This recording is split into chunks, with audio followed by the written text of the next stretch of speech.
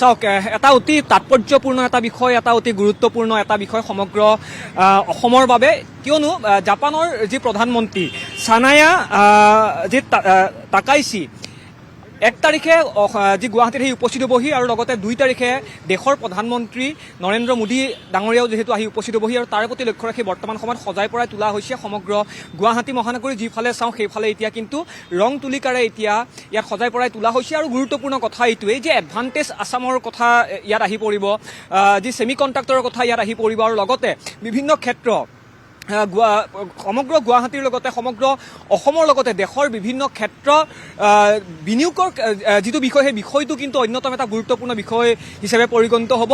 জাপানৰ প্ৰধানমন্ত্ৰীগৰাকী যিহেতু 1 তাৰিখে আহি উপস্থিত হ'বহি গুৱাহাটী মহানগৰীত, আৰু জাপানৰ প্ৰধানমন্ত্ৰীগৰাকীৰ লগতে কেইবাগৰাকীও কিন্তু ডেলিগেটছ আহি উপস্থিত হ'বহি, অৰ্থাৎ যি কেইবাগৰাকীও আগশাৰীৰ জাপানৰ আগশাৰীৰ যি ব্যক্তি আহি উপস্থিত হ'বহি।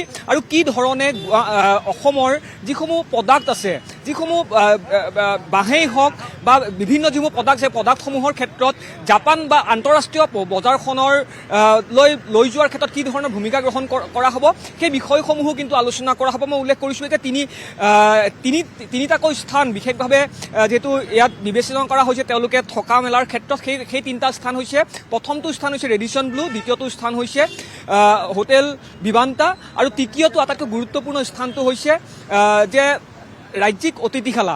আৰু বৰ্তমান সময়লৈকে সেয়া স্পষ্ট হোৱা নাই যে জাপানৰ এইকেইগৰাকী প্ৰতিনিধিৰ লগতে প্ৰধানমন্ত্ৰীগৰাকীক ক'ত ৰখা হ'ব, তেওঁ কি ধৰণে এই সমগ্ৰ অসমৰ লগতে ভাৰতবৰ্ষৰ বিভিন্ন এনেধৰণৰ বিষয়সমূহৰ লগত আলোচনা কৰাৰ ক্ষেত্ৰত গুৱাহাটী মহানগৰীত ক'ত বৈঠক আলোচনা কৰা হ'ব, সেই বিষয়সমূহ কিন্তু বৰ্তমান সময়লৈকে স্পষ্ট হোৱা নাই। মই উল্লেখ কৰা ধৰণে যে অসমত বিভিন্ন এনেধৰণৰ যি সামগ্ৰী আছে, সেয়া লগা হ'লে চাহপাত হওক, সেয়া লগা হ'লে বাঁহেই হওক, সেয়া বেতেই হওক বা বিভিন্ন যিসমূহ এনেধৰণৰ সামগ্ৰী আছে, সামগ্ৰীসমূহ কিন্তু আন্তঃৰাষ্ট্ৰীয় পৰ্যায়ত ৰপ্তানিৰ ক্ষেত্ৰত কি ধৰণৰ ব্যৱস্থা গ্ৰহণ কৰা হ'ব, সেই বিষয়সমূহ কিন্তু এই যি প্ৰধানমন্ত্ৰীৰ আগমন, সেই জাপানৰ প্ৰধানমন্ত্ৰীৰ আগমনৰ লগতে দেশৰ প্ৰধানমন্ত্ৰী ভাৰতৰ প্ৰধানমন্ত্ৰী নৰেন্দ্ৰ মোদীৰ যিখন বৈঠক, সেই বৈঠকখনৰ পিছতহে কিন্তু সেয়া এক কথাত স্পষ্ট হ'ব।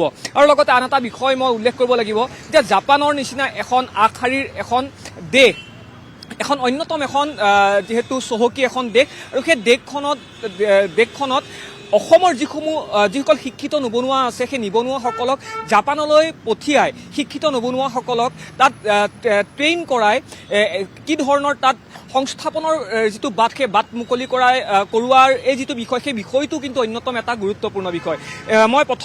মই দৃশ্য দেখুৱাইছোঁ, এয়া হৈছে গুৱাহাটী মহানগৰীৰ মাজমজিয়াৰ দিছপুৰ ছুপাৰ মাৰ্কেটৰ এয়া দৃশ্য, যিসমূহ এয়া আপুনি দৃশ্য চাই আছে, সেই সমগ্ৰ এই ৰাজপথেই হওক বা ফুটপাথেই হওক, সকলোতে কিন্তু এতিয়া ৰঙৰ পৰা আদি কৰি বিভিন্ন তুলিকাৰে ইয়াত সজাই পৰাই তোলা হৈছে। আৰু মাজত মাত্ৰ যিহেতু বেছি দিন নাই, আৰু সেই প্ৰতি লক্ষ্য ৰাখি যিহেতু অন্য এখন আগশাৰীৰ এখন দেশ আৰু আন্তঃৰাষ্ট্ৰীয় পৰ্যায়ৰ যিহেতু এখন বিশেষ যি বৈঠক অনুষ্ঠিত হ'ব গুৱাহাটী মহানগৰীত, আৰু এই বৈঠকখনে বিশেষ ভূমিকা গ্ৰহণ কৰিব অসমৰ নিবনুৱা সমস্যাৰ লগতে অসমৰ বিভিন্ন যিসমূহ সামগ্ৰী, সেই সামগ্ৰীসমূহ আন্তঃৰাষ্ট্ৰীয় পৰ্যায়ত ৰপ্তানি কৰাৰ ক্ষেত্ৰতেই হওক বা অসমত উৎপাদিত সামগ্ৰীসমূহক লৈ বিভিন্ন উদ্যোগ স্থাপন কৰাৰ ক্ষেত্ৰতেই হওক, বা মই উল্লেখ কৰিছোঁ যে এডভান্টেজ আছামৰ নিচিনা ডাঙৰ যিহেতু বিশেষ প্ৰজেক্ট আছে, সেই প্ৰজেক্টসমূহক লৈ যিহেতু বিশেষ আলোচনা কৰা হ'ব, ছেমি কণ্ডাক্টৰৰ নিচিনা যিহেতু বিশেষ যি প্ৰজেক্ট অসমত ইতিমধ্যেই স্থাপন কৰা হৈছে, সেই বিষয়সমূহো যিহেতু এই বৈঠকখনত আলোচনা কৰা হ'ব, এই কথা ইতিমধ্যে স্পষ্ট হৈছে। আৰু এটা কথা উল্লেখ কৰিব লাগিব যে সমগ্ৰ যিটো বিষয় যে কি ধৰণে সজাই পৰাই তোলা হ'ব গুৱাহাটী মহানগৰখনত কি ধৰণৰ যিহেতু ৰং তুলিকাৰ পৰা আদি কৰি কি ধৰণে ব্যৱস্থা কৰা হ'ব, এই বিষয়সমূহ কিন্তু খুদ মুখ্যমন্ত্ৰী ডক্টৰ হিমন্ত বিশ্ব শৰ্মাই আন্তঃৰাষ্ট্ৰীয় বিমানবন্দৰ গোপীনাথ বৰদলৈ আন্তঃৰাষ্ট্ৰীয় বিমানবন্দৰৰ পৰা আদি কৰি বিভিন্ন ঠাইসমূহত তেওঁ নিজেই তদাৰক কৰি আছে, তেওঁ নিজেই পৰ্যবেক্ষণ কৰি আছে বা পৰিদৰ্শন কৰি আছে, প্ৰথম কথা। দ্বিতীয় কথাটো হৈছে যে 13জনীয়া এটা বিশেষ যিহেতু এখন কমিটি গঠন কৰি দিয়া হৈছে, য'ত IAS IPSৰ পৰা আদি কৰি অসমৰ কেইবাগৰাকীও শক্তিশালী যি মন্ত্ৰী সেই মন্ত্ৰীসকলক লৈ এই কমিটিখন গঠন কৰি দিয়া হৈছে। অৰ্থাৎ এই যি ভ্ৰমণ এই ভ্ৰমণ কিন্তু সৰু সুৰা বা সাধাৰণ ভ্ৰমণ নহয়। এই ভ্ৰমণখনে কিন্তু অসমৰ ভৱিষ্যত নিৰ্ণয় কৰাৰ ক্ষেত্ৰত এক বিশেষ ভূমিকা গ্ৰহণ কৰিব বুলি ইতিমধ্যে আশাবাদী উচ্চস্তৰীয় যিসকল বিষয়ববীয়া আছে তেওঁলোকৰ পৰা আদি কৰি সাধাৰণ যিসকল জনতা আছে সাধাৰণ জনতাসকলক পৰা আদি কৰি সকলো ব্যক্তিয়েই কিন্তু সমগ্ৰ অসমবাসীয়ে কিন্তু অধীৰ আগ্ৰহেৰে বাট চাই আছে আৰু তেওঁলোকৰ মনত কিন্তু এটা অতি যিহেতু আশাবাদী এটা বিষয় হিচাপে বিবেচিত হৈছে। ভাস্কৰ, মই বিৰূপন আপোনাৰ পৰা আন এটা তথ্য জানিব বিচাৰিছোঁ। যিহেতু গুৱাহাটী মহানগৰীক যি পাৰ্পল চিটি হিচাপে গঢ় দিয়াৰ এটা প্ৰচেষ্টাও সমান্তৰালভাৱে চলিছিল, এতিয়া দেখিবলৈ পোৱা গৈছে এই কাৰ্যসূচীৰ লগত সংগতি ৰাখিয়েই হওক বা পৌৰ নিগমৰ সেই প্ৰস্তাৱৰ সৈতে সংগতি ৰাখিয়েই হওক, গুৱাহাটী মহানগৰীৰ বিভিন্ন ঠাইত কিন্তু এতিয়া এক প্ৰকাৰ পাৰ্পল চিটিলৈ পৰিণত কৰাৰ যি কাম কাজ প্ৰাৰম্ভিক কাম কাজ ইতিমধ্যে আৰম্ভ হৈছে। যিটো আপুনি ইতিমধ্যে উল্লেখ কৰিছে মুখ্যমন্ত্ৰীগৰাকীৰ তদাৰকত্বত বিভিন্ন ধৰণৰ কাম কাজ চলি আছে। মই অকণমান পৰিৱেশটো চাব বিচাৰিছোঁ। সমান্তৰালভাৱে যদি সম্ভৱ হয় কিছু মন্তব্য গ্ৰহণ কৰিবলৈ আপুনি চেষ্টা কৰক যে গুৱাহাটী মহানগৰীক এনেধৰণে সজাই পৰাই তোলাৰ ক্ষেত্ৰত মহানগৰীকে কি ধৰণৰ মন্তব্য আগবঢ়ায় বা কেনেধৰণে আদৰণি জনাব জাপানৰ প্ৰধানমন্ত্ৰীগৰাকীক। বিলুপত হয় ভাস্কৰ, অতি গুৰুত্বপূৰ্ণ আপুনি এটা বিষয় বা এটা প্ৰশ্ন আপুনি উত্থাপন কৰিছে। জাপানৰ প্ৰধানমন্ত্ৰীগৰাকীৰ আগমনক লৈ দেশৰ প্ৰধানমন্ত্ৰীগৰাকীৰ আগমনক লৈ যিহেতু গুৱাহাটী মহানগৰীত ইতিমধ্যে ৰং তুলিকাৰ সৈতে সজাই পৰাই তোলা হৈছে আৰু সামান্তল হিচাপে কিন্তু পাৰ্পল চিটিলৈ ৰূপান্তৰিত কৰাৰ যিটো বিষয় সেই বিষয়টো কিন্তু বাদ পৰি ৰোৱা নাই। বিভিন্ন ঠাইত সেই কামসমূহো যিহেতু চলি আছে।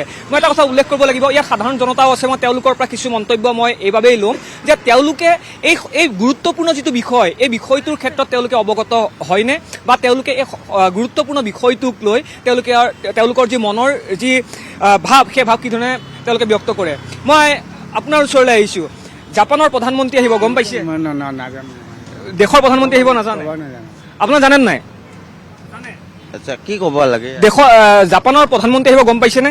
আহিব অসমত, হয় ৰাইট, আহিব ৰাইট, আহিব হয়। মই আৰু এটা দৃশ্য দেখুৱাম আৰু এয়া হৈছে প্ৰথমে ভাস্কৰ মই এইবাবেই দেখুৱাইছোঁ যে যিসমূহ কাম চলি আছে গুৱাহাটী মহানগৰীৰ বিভিন্ন প্ৰান্তত যিসমূহ কাম চলি আছে সেই কামসমূহৰ ক্ষেত্ৰত কিন্তু আপোনাৰ সময়সীমা বান্ধি দিয়া হৈছে। যিটো সময়ত আপোনাৰ প্ৰাইম টাইম হয় সেই সময়ছোৱাত কিন্তু বৰ্তমান সময়ত ইয়াত কামসমূহ কিছু ক্ষেত্ৰত ৰখাই দিয়া হৈছে আৰু মাজনিশা বিশেষভাৱে ইয়াত সমগ্ৰ গুৱাহাটী মহানগৰীৰ বিভিন্ন যিসমূহ স্থান আছে সেই স্থানসমূহত তেওঁলোকৰ যি কাম বা লগোৱা বনোৱাই হওক তেওঁলোকে যি কাম সেই কামসমূহ তেওঁলোকে ইয়াত আৰম্ভ কৰে। আৰু মই এইবাবে এই দৃশ্য দেখুৱাইছোঁ গুৱাহাটী মহানগৰীৰ যিহেতু ৰাজধানী দিছপুৰৰ আমি উপস্থিত আছোঁ আৰু দিছপুৰৰ এই দৃশ্যৰ বাবে দেখুৱাইছোঁ মোৰ সতীৰ্থ সাংবাদিক মনমোহনে দেখুৱাইছে। ইতিমধ্যে কিছু সময় পূৰ্বে এই যি স্থান এই স্থানত যি ৰঙৰ পৰা আদি কৰি যিসমূহ বিভিন্ন যি চাফ চিকুণৰ যি ব্যৱস্থা সেই ব্যৱস্থা ইতিমধ্যে ইয়াত সম্পন্ন কৰা হৈছে। মই আপোনাৰ ওচৰলৈ আহিছোঁ। জাপানৰ প্ৰধানমন্ত্ৰী যে আহিব, গম পাইছেনে? গম পাইছোঁ।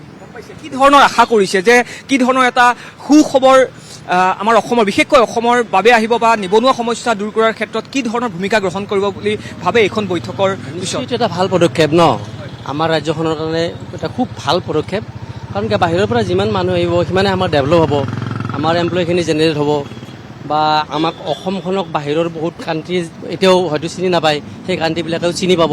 ঠিক তেনেকৈ অসমখন এতিয়া মানে আগবাঢ়ি যোৱা যেন লাগিব আমাৰ আৰু এটা ভাল যথেষ্ট আশাবাদী আমি। আৰু এটা কথা আপোনাক সুধিব বিচাৰিম, পাৰ্পল চিটি কৰাৰ ক্ষেত্ৰত কিন্তু বিশেষ আপোনাৰ পদক্ষেপ লোৱা দেখিবলৈ পোৱা গৈছে। বিশেষকৈ পৌৰ নিগমৰ ফালৰ পৰা পাৰ্পল চিটিৰ ক্ষেত্ৰত ইতিমধ্যে কাম আৰম্ভ কৰিছে বিভিন্ন মহানগৰীৰ বিভিন্ন স্থানত। এই ক্ষেত্ৰত কি ক'ব বিচাৰিব? সেইটো আচল কথাটো হ'ল কি জানে, মানুহৰ উদ্দেশ্যটো মেইন বস্তু হা।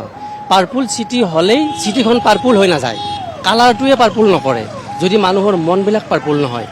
আপুনি পাৰ্পল চিটিত যদি জাবৰৰ বেগটো আনি ৰাস্তাত দলি মাৰি থৈ যায় তো পাৰ্পল চিটিৰ ৰংটোৱে চিটিখন পাৰ্পল নকৰে, এক নম্বৰ কথা। দুই নম্বৰ কথা এটা, এইবিলাক কৰাতকৈ মানুহৰ আচল বস্তুটো হ'ল নিজৰ ওপৰত ডিপেণ্ড কৰে গোটেইখিনি কথা। যেনে গুৱাহাটীৰ মহানগৰখনত যিখিনি মানুহে বাস কৰে সেই মানুহখিনিয়ে সদায় নিজে সচেতন হ'ব লাগিব। পাৰ্পল চিটিটো মই ন' ডাউট সেইটো ভাল পদক্ষেপ, এটা কালাৰ হ'ব লাগে চিটিখনৰ, কিন্তু সেইটোৱে যে চিটিখনক পাৰ্পল কৰি ৰাখিব সেইটো নহয় যদি মানুহখিনি পাৰ্পল নহয়। গুৱাহাটী মহানগৰখন যিহেতু বিশেষভাৱে চাফ চিকুণ কৰাৰ ক্ষেত্ৰতে হওক, ৰং তুলিকা গঢ়ি তোলাৰ ক্ষেত্ৰতে হওক, বিশেষ ইয়াত কাম কৰা দেখিবলৈ পোৱা গৈছে বিভিন্ন স্থানত। সেয়া আপোনালোকৰ দৃষ্টিগোচৰ হৈছে। হৈছে মেইন কথাটো হ'ল চাওক, আজি বাহিৰৰ পৰা মানুহ আহিবৰ কাৰণে চাফ চিকুণ কৰা হৈছে, কিন্তু এই মানুহখিনি গুচি যোৱাৰ পিছত আকৌ যদি চিটিখন সেই আগৰ অৱস্থালৈ গুচি যায়, তেনেহ'লে এই চাফ চিকুণতাখিনিৰ মানে হেৰি প্ৰাধান্যটো ক'ত থাকিব? আপুনি কথাটো বুজি পাইছে নে মই কি ক'ব গৈছোঁ? ছাপ'জ আজি সেইদিনাখন আপোনাৰ ঘটনাটো হোৱাৰ পিছত আপোনাৰ বিহাৰী আৰু আমাৰ অসমীয়াৰ মাজত যিটো সংঘাত হ'ল, তাৰপিছত মাননীয় হিমন্ত বিশ্ব শৰ্মা ডাঙৰীয়া এটা কথা ক'লে যে 16 তাৰিখৰ পৰা চিটিখনত কিমান মানুহ আছে সেইটো তেখেতে চেঞ্চাছ কৰিব বা আপোনাৰ জৰীপ কৰিব। এতিয়া মোৰ কথাটো হ'ল, সেই জৰীপটো এতিয়া কিয় কৰিব লাগে? সেইটোতো এটা বিভাগ এটা আছে, আপোনাৰ মিউনিচিপেল এটা বিভাগ আছে, সেই বিভাগটোৱে এই কামখিনি আগৰ পৰাই কিয় কৰা নাছিল? যে আমাৰ পদপথখিনি মানুহক যাতায়াতৰ কাৰণে ব্যৱস্থা আছিল, কিন্তু আজি পদপথ বাদ দি আপুনি ৰাস্তাৰ আধালৈকে দোকান পোহাৰ গুচি গৈছে। তো এতিয়া মানুহখিনি সেই বস্তুটো আগৰ পৰাই কিয় নহ'ল? এই ঘটনাটো হোৱাৰ পিছত মুখ্যমন্ত্ৰী মাননীয় হিমন্ত বিশ্ব শৰ্মা ডাঙৰীয়াই কিয় ক'লে? মোৰ কথাটো হ'ল সেইটো, চিটিখন যদি ভালকৈ ৰাখিব লাগে, এটা বিভাগ আছে, মিউনিচিপেল এটা বিভাগ আছে, সেই বিভাগটোৱে এই কথাবিলাকত কিয় গুৰুত্ব নিদিয়ে? এই বিভাগটো বিশেষভাৱে গুৰুত্ব দিব লাগে প্ৰতিদিনে। আজি মাননীয় হিমন্ত বিশ্ব শৰ্মা ডাঙৰীয়াই কোৱাৰ কাৰণেহে গুৰুত্ব দিব বা চাব, দুদিন চাব, তাৰপিছত আকৌ সেই একে অৱস্থা হ'ব। আপুনি নিশ্চয় জানে ফাঁচী বজাৰত যাব নোৱাৰে, ৰাস্তা দি ফুটপাথেদি যাব নোৱাৰে। আমাৰ যিবিলাক ফুটপাথ এতিয়া আপুনি খোজকাঢ়ি যাব নোৱাৰে, গোটেই পদপথৰ দোকান। 2 নম্বৰ কথা, মই আৰু এটা ডাঙৰ কথা কওঁ হা। এতিয়া মাননীয় হিমন্ত বিশ্ব শৰ্মা ডাঙৰীয়াই যে কৈছে যে ইয়াত কেনেকুৱা ধৰণৰ মানুহ আছে, কি কথা, গোৱালপাৰা, ধুবুৰী বা বৰপেটা ক'ৰ মানুহ আছে, সেইটো ডাঙৰ কথা নহয়। ক'ৰ মানুহ আছে সেইটো চেঞ্চাছ কৰি উলিওৱাটো ডাঙৰ কথা নহয়।